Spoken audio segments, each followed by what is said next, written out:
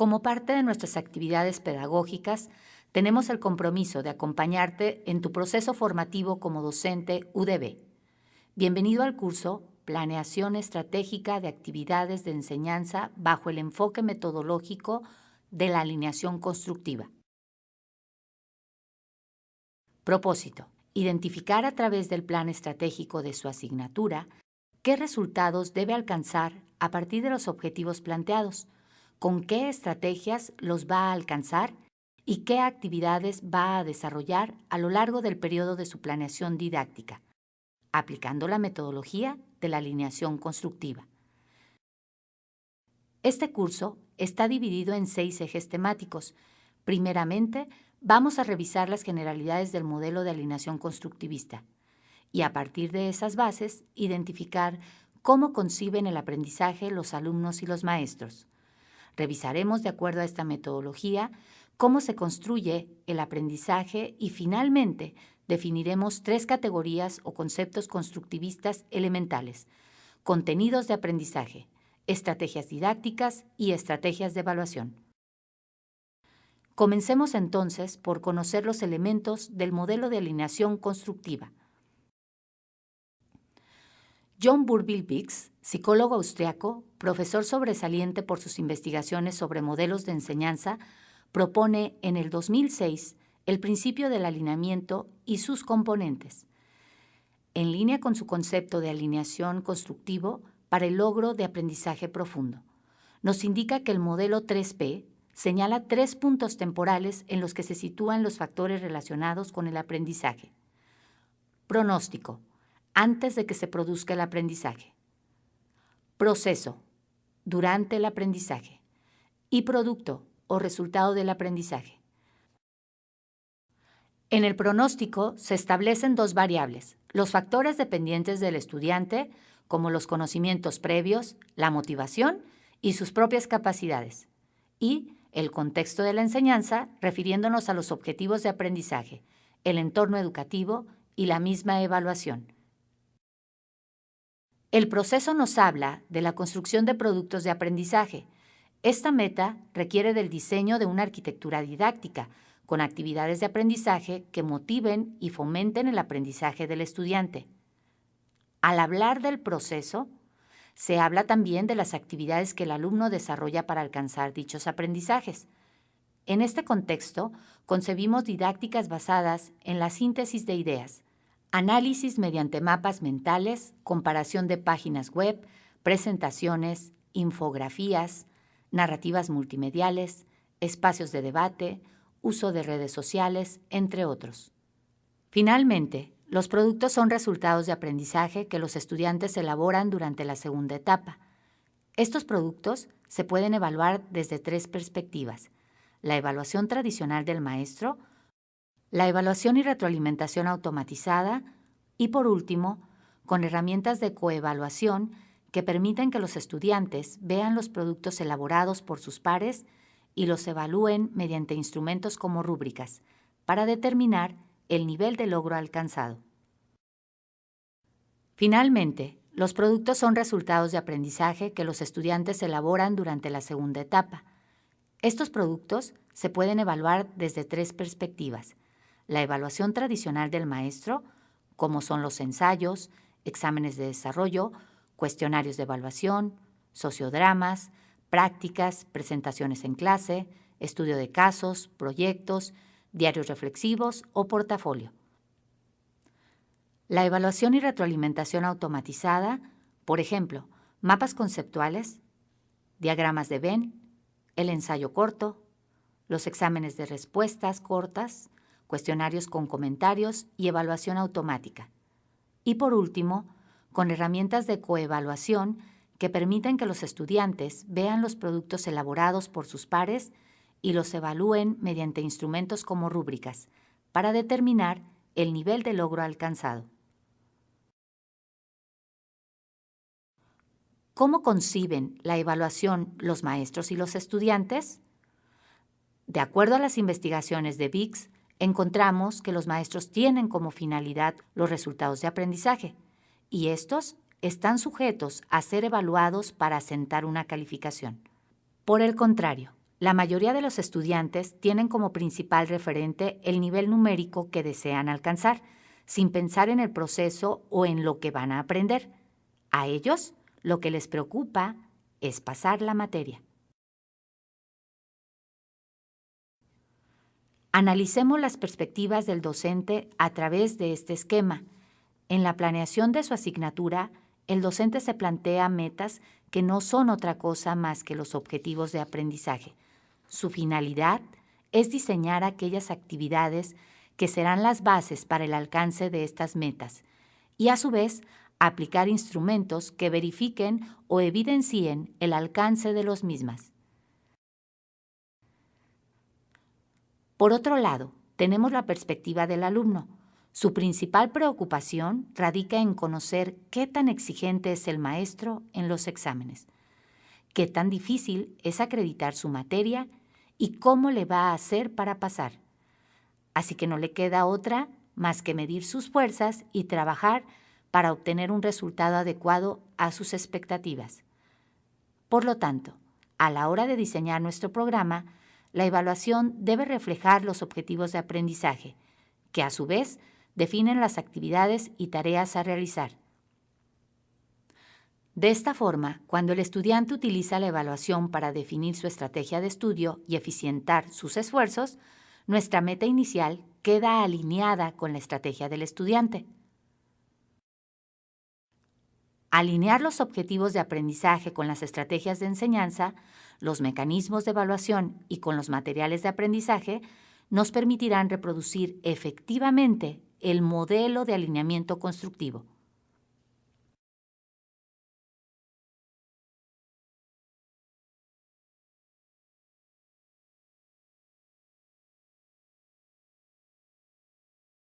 Así pues, este esquema que vemos a continuación nos ayuda a estructurar en nuestro cerebro el proceso didáctico pedagógico que tiene que llevar el alineamiento de la enseñanza. Paso 1. Seleccionar contenidos y recursos. Paso 2. Definir los objetivos a alcanzar. Paso 3. Selección de estrategias. Y paso 4. Implementar estrategias para evaluar los resultados.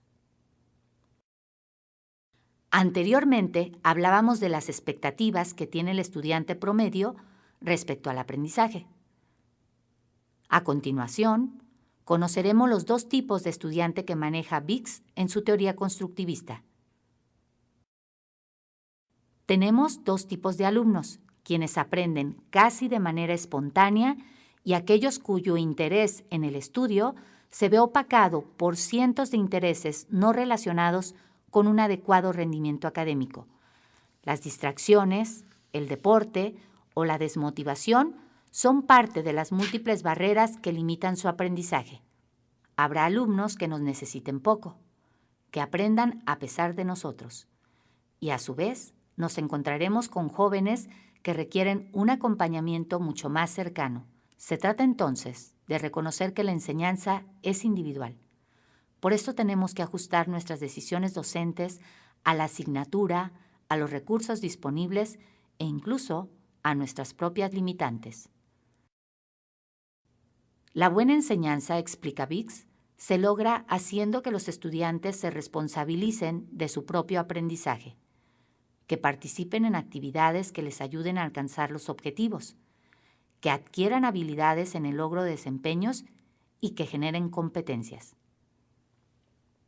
Todo esto reconociendo que en cada aula habrá alumnos, algunos entusiasmados que van al fondo de las cosas, que reflexionan sobre posibilidades, aplicaciones e implicaciones de lo que se está aprendiendo, que le dan preferencia al aprendizaje profundo, que utilizan procesos cognitivos superiores, pero que también habrá otros que no se preocupen por aprender, que le dan preferencia al aprendizaje superficial, que utilizan procesos cognitivos de aprendizaje solo en caso necesario y que emplean el mínimo esfuerzo en lograr las metas.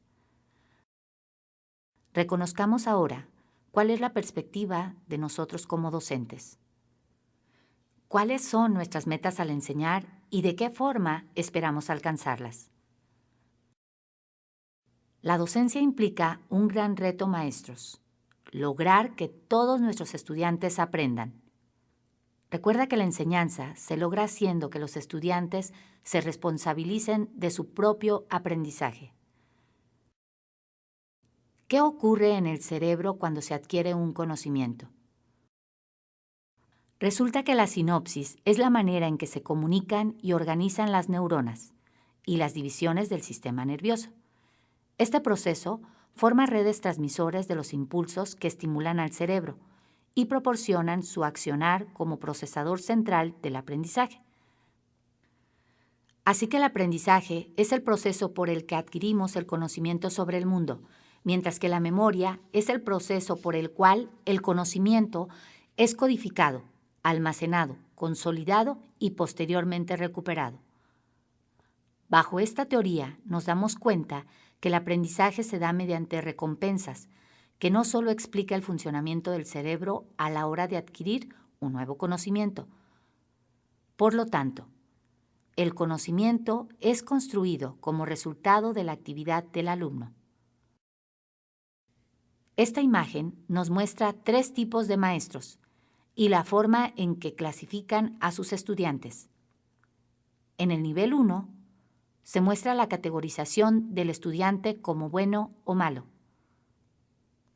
En el nivel 2, identificamos que es responsabilidad del docente interesar a su alumno con ayuda de sus estrategias de enseñanza, incrementando el nivel de aceptación y empatía del alumno hacia él. En el nivel 3, encontramos a un alumno que puede comprometerse con su proceso de aprendizaje, poniendo especial atención en los resultados cuantitativos que puede obtener durante este proceso. Podemos afirmar que el aprendizaje sucede a través del comportamiento activo del estudiante. Ahora bien, ¿con qué herramientas podemos clasificar el nivel de un aprendizaje esperado de un estudiante? Aquí tenemos una alternativa. La taxonomía solo es una de las aproximaciones más actualizadas para medir el tipo de aprendizaje que logran los estudiantes. Tiene como objetivo mostrar la coherencia que se debe encontrar entre los resultados de aprendizaje de un curso, las estrategias de evaluación y las actividades de enseñanza y aprendizaje. En esta taxonomía, que quiere decir estructura del resultado del aprendizaje observado, permite definir qué nivel de pensamiento queremos que alcance el alumno, con la intención de que en la planeación se vayan adquiriendo aprendizajes significativos a través de la coherencia entre enseñanza, aprendizaje y evaluación. ¿Qué son los niveles de complejidad cognitiva ascendente? Cuando los alumnos han alcanzado un nivel de aprendizaje profundo, podrán analizar y reflexionar sobre los resultados observables del aprendizaje, que los sitúa en un nivel de conocimiento más complejo. Y mientras más aprendizaje se obtenga de un concepto o idea, mayor será su capacidad de analizar los conocimientos. Veamos un ejemplo de cómo podemos llevar a un alumno a un nivel de conocimiento complejo. Partamos del nivel preestructural. Supongamos que le preguntamos a un estudiante: ¿cómo te ha afectado la pandemia del coronavirus? Es que no puedo salir.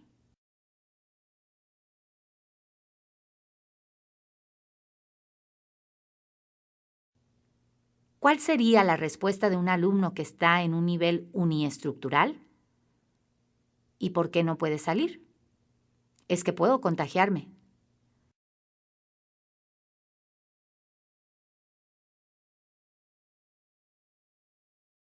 ¿Y por qué puedes contagiarte?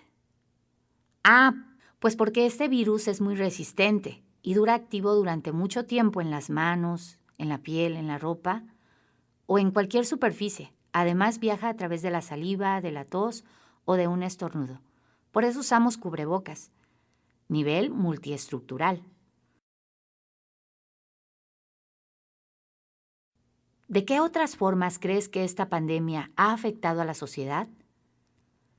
Yo creo que en lo económico.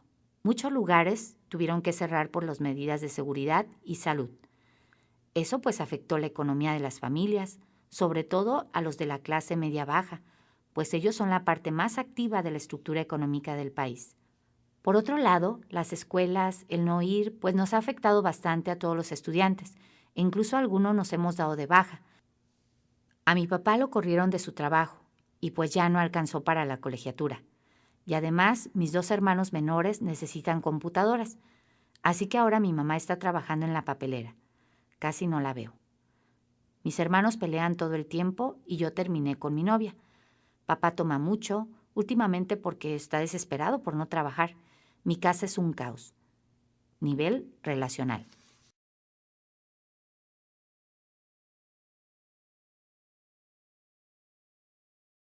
¿Qué otras problemáticas ha desatado esta pandemia? Pues todo ese rollo de los hospitales, que no hay lugar para atender. La gente muere de pronto y a veces más de uno por familia. Los pobres no tienen acceso a medicinas porque si no hay dinero no pueden comprarlas. Hay muchas dudas de la gente sobre cómo atienden a los enfermos. Falta información y le echan la culpa al gobierno. Mi tío dice que esto de la pandemia es como un complot de las grandes potencias. Y luego con eso de la vacuna, pues según ya ni hay. Y además también se mueren cuando los vacunan. Estamos pasando por una verdadera crisis no solo epidemiológica, sino también económica y social. No se diga los efectos emocionales en los estudiantes y el desgaste por las clases en línea. Verdaderamente estamos en una crisis mundial. Nivel abstracto extendido. Hemos llegado a la última parte de nuestro curso, en el cual englobaremos conceptos elementales que debemos considerar para poder diseñar nuestra alineación constructiva. Para diseñar la planeación, lo primero que debemos considerar son los contenidos de aprendizaje. ¿Qué conceptos vamos a manejar? ¿Cómo están organizados los temas? Y las unidades que abarcan, con la finalidad de definir aquellas estrategias que nos ayudarán a que el alumno procese y retenga los aprendizajes. Es importante tener cierta experiencia en el tema de las estrategias didácticas, sobre todo para poder elegir aquella que nos permitirá alcanzar los objetivos. Este ejercicio nos dará certidumbre en la ejecución de la planeación y los saberes que el alumno está adquiriendo. Lo más importante en el proceso de enseñanza y aprendizaje radica en comprobar que el alumno ha aprendido, cuánto y cómo lo ha aprendido. Por lo que la finalidad de la evaluación debe estar apegada al nivel de dominio del conocimiento, al grado de significado que le da el alumno y finalmente al nivel de dominio y aplicación del mismo.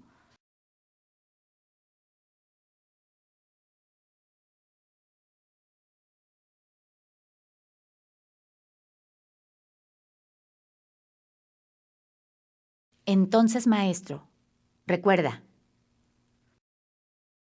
cuando diseñes un curso, verifica que la evaluación refleje los objetivos de aprendizaje. Elige adecuadamente las actividades que realizarán los alumnos. Permite que el estudiante utilice la evaluación como una forma de reparar lo aprendido.